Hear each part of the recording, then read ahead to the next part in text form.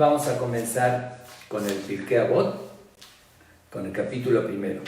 Pero cuando se empieza a estudiar el Pirkei Avot, hay una Mishnah que está en el Tratado de Sanedrín, que es como introducción.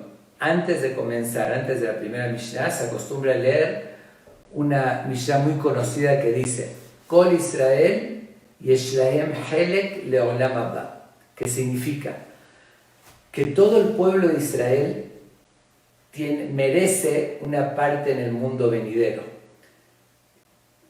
Y sigue diciendo Sheneemar, como está escrito en Ishaya, Ve'amech Ulam Tzadikim Leolam Irshuares Netzer Matai Maaseh Adai Leitpaer. Dice, tu pueblo, le dice Ishaya a Dios, tu pueblo, el pueblo de Israel, todos son gente justa. ¿Qué significa eso? Que en el interior tenemos el alma pura de Dios. Leolam Irshuares, para siempre heredarán la tierra, y aquí es donde está insinuando, la tierra se refiere al mundo venidero, donde está la eternidad. Netzer Matai, dice, ahí se van a arraigar el rebaño de mi plantación, que dice que lo que Dios plantó, Maasei Adai Leitpaer, dice, las obras de mi mano que me voy a embellecer con ellos. Esa es una introducción que de alguna manera, también hay varias explicaciones por qué la leemos antes del Pirkei Avot, por ser que el Pirkei Avot habla de muchos valores, y a veces uno se puede desanimar. Yo no estoy en ese nivel de cumplir todo lo que está escrito en el Pirkei Avot, entonces yo no tengo ninguna esperanza. Por eso hace la introducción que todos tenemos alguna buena acción y vamos a merecer un mundo venidero. Obviamente que algunos van a llegar a un nivel más alto y otro menos alto, más bajo. Depende de las acciones de la persona. Pero todos tenemos derecho al Olam Haba. Aunque hay ciertas excepciones de gente que llegó a un nivel de maldad y asesinó y se degradó a un nivel tal que pierde ese derecho, pero en general está diciendo que todo el pueblo de Israel. Quiero hacer una aclaración muy importante. Cuando dice Kol Israel no viene a excluir los que no pertenecen al pueblo de Israel, gentiles de otros pueblos, porque un gentil, y así lo dice también los Midrashim y en fuentes del Talmud, que es correcto, que hace buenas acciones, que cree en Dios y hay 7 preceptos universales que los cumple, también tiene derecho al mundo venidero. Que es el que no se confunda o malinterprete. Bueno, esa es la introducción al Pirkei Avot. Ahora sí, comenzamos con la primera Mishnah del Pirkei Avot, que dice lo siguiente. Moshe kibel Torah mi Sinai, unsará Yoshua, veYoshua lizkenim, uzkenim lilvim. ¿Qué significa? Moshe, como todos sabemos, como nos relata la Torah, él recibió la Torah en el monte de Sinai. En el monte de Sinai, todo el pueblo oyó los 10 mandamientos cuando Dios se presentó, se reveló y dijo, yo soy vuestro Dios, que todos presenciaron ese evento impactante, único en la historia, donde Dios se revela al pueblo y lo oyen directamente. Pero además de eso, la Torah no es solamente los 10 mandamientos. La Torah son los 5 libros de Moisés, el Sefer Torah, que incluye 613 preceptos. Y esos 613 preceptos, Dios se los iba diciendo en los 40 años que estuvieron en el desierto el pueblo de Israel, como lo leemos en la Torah. Vaidaber Hashem el Moshe lemor. Habló Dios con Moshe diciéndole tal cosa.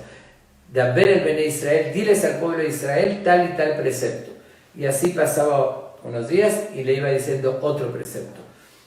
Todo eso lo recibió Moshe y se los transmitió al pueblo de Israel. Pero además de la Torah, que después la escribió, que es lo que nosotros conocemos como el Sefer Torah, como la Torah escrita, además de eso está lo que se llama la Torah Shebe'al Peh, la Torah oral, porque la Torah escrita solamente no la podríamos descifrar si no tuviese una explicación agregada. Es un ejemplo evidente. Nosotros todos los días nos ponemos el tefilín, que es una caja negra que tiene adentro una asperación, un pergamino con unas escrituras, tiene una cinta. En la Torah no dice los detalles de cómo ponerse el tefilín. ¿Qué es el tefilín? Dice, será una señal en tu mano y totafot, que es una palabra muy extraña, entre tus ojos. Si no existiera la Torah oral, la explicación de los detalles y el sentido de cada cosa, no podríamos descifrar la Torah. Entonces todo eso, como dice la Torah, que estuvo Moshe varias veces, 40 días y 40 noches en el cielo, y Dios se le revelaba constantemente, Dios le explicó a Moshe todos los pormenores de la Torah. Entonces se complementa la Torah escrita y la Torah oral. Siempre tuvo que haber un líder que conozca todos esos pormenores para seguir transmitiéndolo, porque nosotros hoy en día, después de 3.380 años, que conocemos todos los detalles de la Torah, es porque nos las transmitieron generación tras generación. Entonces, como introducción, en la primera Mishnah nos dice, Moshe fue el primero que la recibió de Dios, Umsaral Yoshua, su sucesor fue Yoshua, en español Josué, que es el siguiente libro, el de los profetas, que el primero es Yoshua. Yoshua fue el sucesor de Moshe y Moshe le explicó todos los pormenores a él para que se lo transmita al pueblo de Israel. Todo el pueblo de Israel lo estudió, pero alguien tenía la responsabilidad de no permitir que se olvide y de mantener el conocimiento total de todos los detalles. Sigue diciendo, Yoshua Lizkenim. Yoshua se lo transmitió a los ancianos, se refiere no solamente a ancianos de edad, sino así los llama a los sabios, a los grandes sabios, que cuando murió Yoshua, ellos fueron los que siguieron y mantuvieron la transmisión de la Torah. Uzkenim Bilbim. Los ancianos se lo transmitieron a los profetas, que también conocían toda la Torah oral, todos los pormenores, y ellos además hablaban con Dios, que fueron los grandes profetas. Okay. Y después los profetas, que tenemos el Tanaj. Tanaj significa Torah, Nevi'im, Ketuvim. La Torah es la Torah de Moshe, los 5 libros, que es de Dios, que se la transmitió a Moshe. Nevi'im son los profetas, Yoshua, Shofetim, Shemuel, diferentes profetas. Y después de esa época, un Nevi'im Mesarúa la Anshe Knesset Agdola. Los Nevi'im se los transmitieron a los hombres del gran parlamento.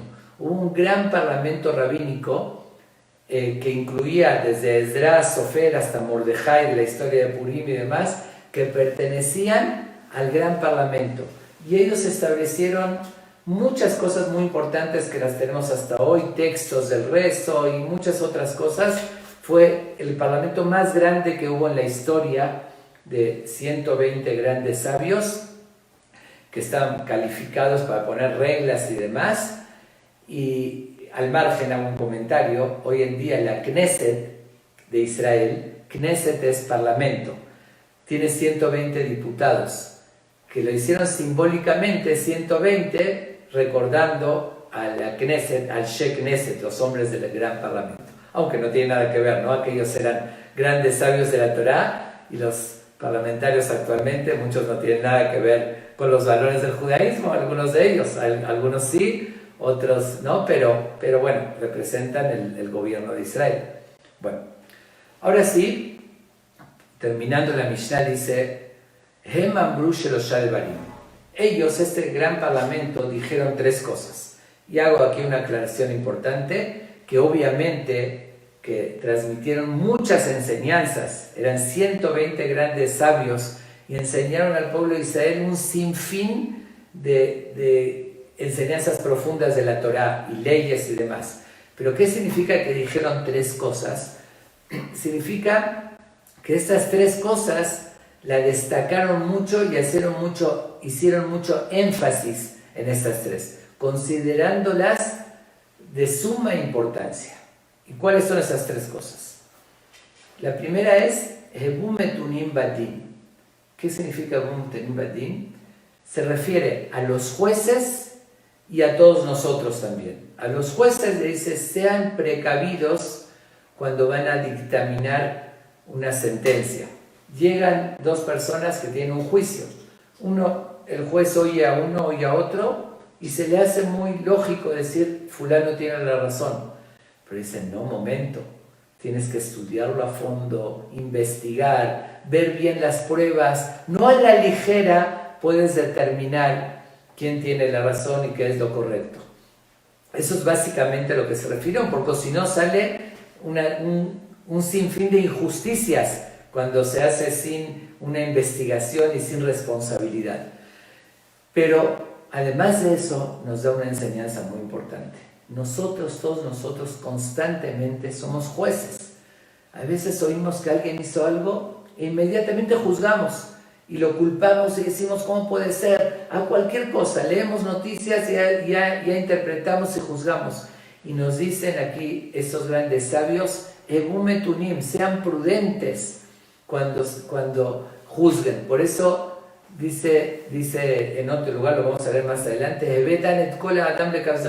juzga a toda persona para bien, porque puedes aparentemente interpretar mal, pero si investigas un poquito más, a veces te vas a dar cuenta que lo que parecía malo tenía su justificativo y no sabes en qué circunstancias lo hizo, por qué actuó de esa manera, por qué reaccionó. Entonces siempre hay que cuidarse y ser prudentes y analizar y no a la ligera sentenciar y determinar un juicio. Eso es algo muy importante porque lo aplicamos a veces con nuestra pareja, con nuestros hijos, con la gente que nos rodea, con el prójimo. Constantemente somos jueces y muchas veces no somos prudentes y tomamos a veces la decisión o el juicio a la ligera.